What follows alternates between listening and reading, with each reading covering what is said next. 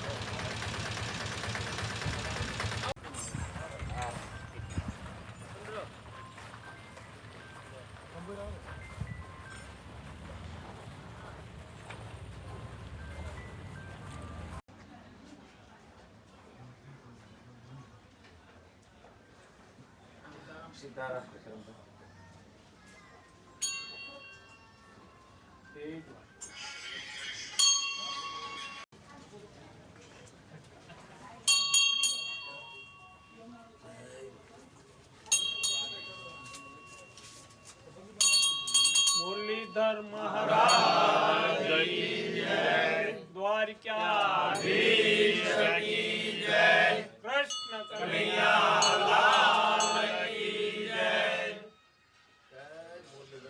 जय मुरलीधर बाबा।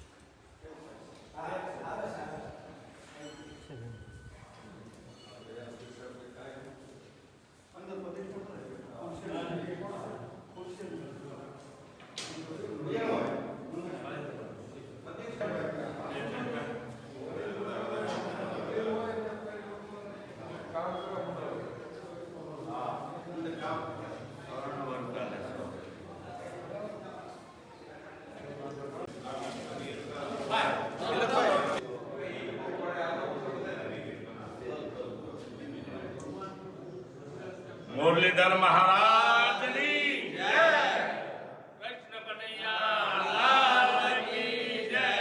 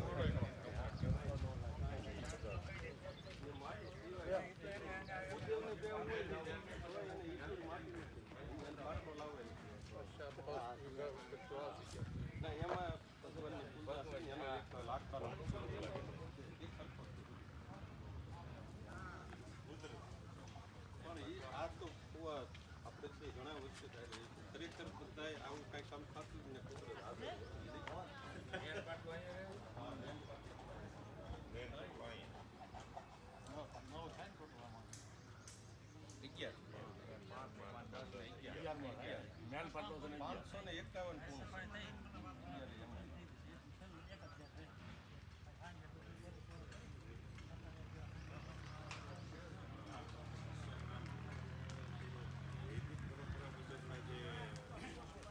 82 બ્રાહ્મણો દ્વારા વિધિ થાય. દરેક યજ્ઞ કુંડ દીઠ એક બ્રાહ્મણ છે અને એક જે દંપતી એક કે બે એ પ્રમાણેનો આખો આયોજન છે. પછી આ યજ્ઞ મંડપની આચાર સંહિતા એવી છે કે જે યજ્ઞમાં બેસવાના હોય એ તો એની દંપતી તો એના પરંપરાગત પહેલા મુજબ બેસવાના, પણ ડ્રેસ કે એવું કોઈ નહીં પહેરવાનું. સાડી પહેરીને, અને આવનાર સાથે કોઈ બેન હોય તો એને પણ સાડી પહેરીને જ આવે. પછી દીકરી હોય કે બેન હોય, અને મુલાકાતીઓ જે કોઈ આવે તો ધોતી પહેર્યા સિવાય અંદર પ્રવેશ ધોતી સિવાય કોઈને નહીં. પેન્ટ પહેરી શર્ટ પહેરીને કોઈ પણ ન આવી શકે. એટલે આ એની એક આચાર સંહિતા છે.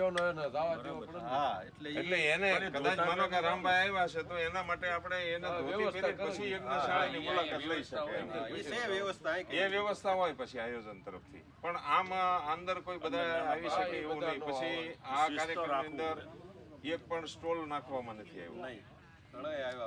ઘણા બધા આવ્યા પણ એક પણ સ્ટોલ ક્યાંય નહીં કે ભાઈ કથા સાંભળો, પ્રસાદ લ્યો, યજ્ઞમાં જે કાંઈ યજમાન લેવાના છે રહેવાના છે એ લોકો, આ સિવાય બીજી કોઈ પણ ઇતર પ્રવૃત્તિ કોઈ પણ નથી કરવાની.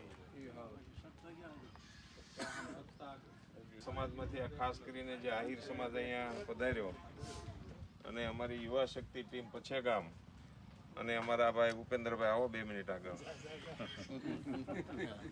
કે આહિર સમાજના પ્રમુખ શ્રી તથા કેથાભાઈ આહિર, નારાયણભાઈ રંગોળાથી માંડી અને તમામ જે આહિર સમાજના શ્રેષ્ઠીઓ છે એ યજ્ઞશાળા, મંદિર અને હવે કથા મંડપની પણ મુલાકાત લેશે.